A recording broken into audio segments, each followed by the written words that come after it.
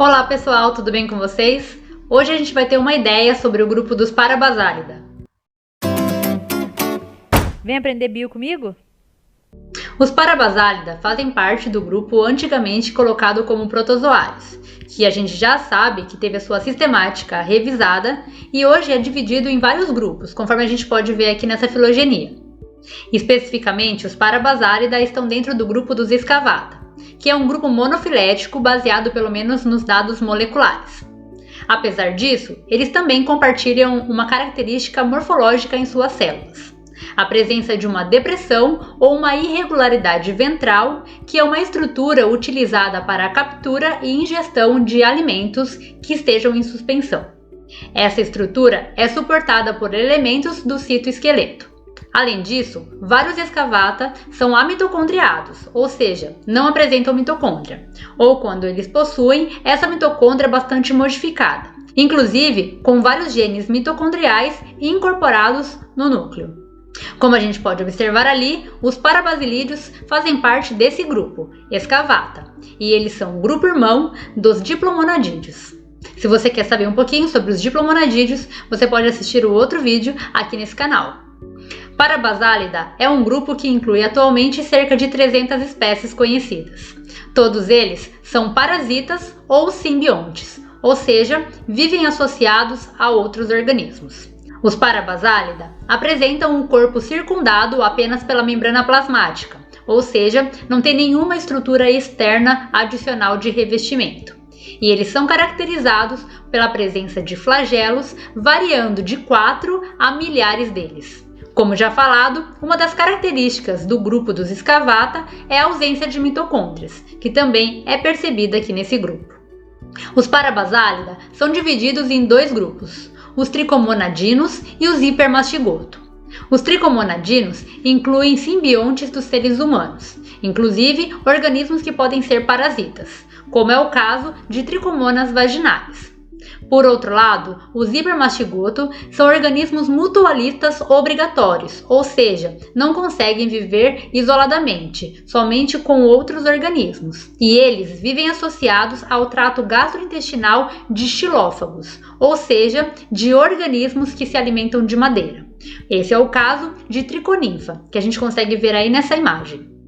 Com relação à locomoção dos Parabasálida, ela é realizada por meio de flagelos. Como a gente já viu, podem existir até milhares. E alguns desses flagelos podem inclusive se ligar à membrana plasmática, formando uma membrana ondulante, que a gente consegue ver nessa imagem aí do lado. Esse tipo de estrutura é muito importante para parabasilídeos que nadam em meios de alta viscosidade, como por exemplo o muco vaginal, no caso de tricomonas vaginalis, que a gente consegue ver aí nessa imagem. Com relação à nutrição, todos os parabasilídeos são heterótrofos, ou seja, dependem de outros organismos para obter a sua energia.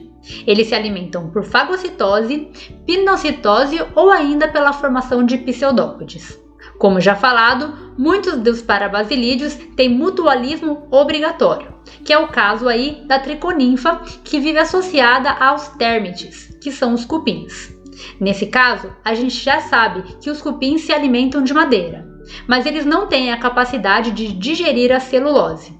Quem faz isso dentro do intestino dos cupins são os triconinfa, que são esses protozoários aí diminutos. Esses organismos vivem em um mutualismo obrigatório, ou seja, os cupins dependem do parabasilídeo para sobreviver e o parabasilídeo também depende do cupim para sobreviver.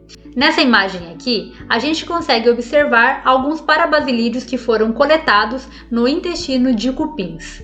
São eles, então, que são responsáveis por digerir a celulose lá dentro do intestino desses animais. Essa é uma relação de mutualismo obrigatório.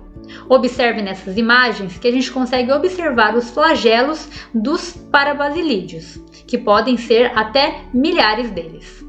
Para finalizar, vamos falar sobre a reprodução dos parabasilídeos. Esses organismos passam a maior parte da sua vida na forma haploide, ou seja, com a metade do conjunto cromossômico. Nesse caso, eles ficam se reproduzindo por meio de mitose, num tipo de reprodução assexuada, que ocorre por fissão binária. Então, um organismo gera outro completamente idêntico a ele, sem variação genética. Por outro lado, a reprodução sexuada também é possível, mas ela é exclusivamente conhecida para o grupo dos hipermastigotos. Uma condição bastante interessante é que nesses organismos que têm mutualismo obrigatório, a sua reprodução está associada a características, a condições da espécie com a qual eles vivem associados. É o caso aí dos parabasilídeos que vivem dentro do intestino dos cupins.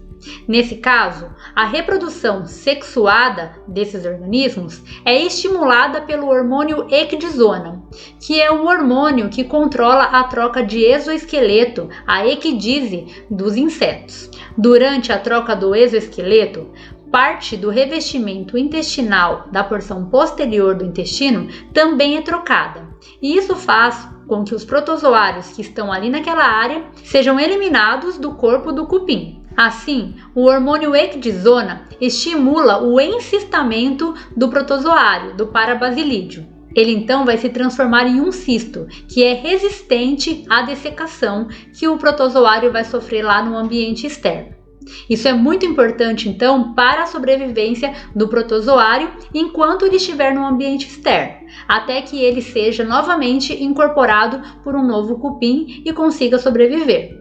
Porque se ele permanecer no ambiente externo, ele não consegue sobreviver sozinho, já que esses organismos apresentam um mutualismo obrigatório. Acabamos de conhecer um pouquinho sobre os parabasilídeos. Espero que você tenha gostado e até a próxima! Se você quer saber ainda mais, assista aos nossos outros vídeos e se inscreva no canal.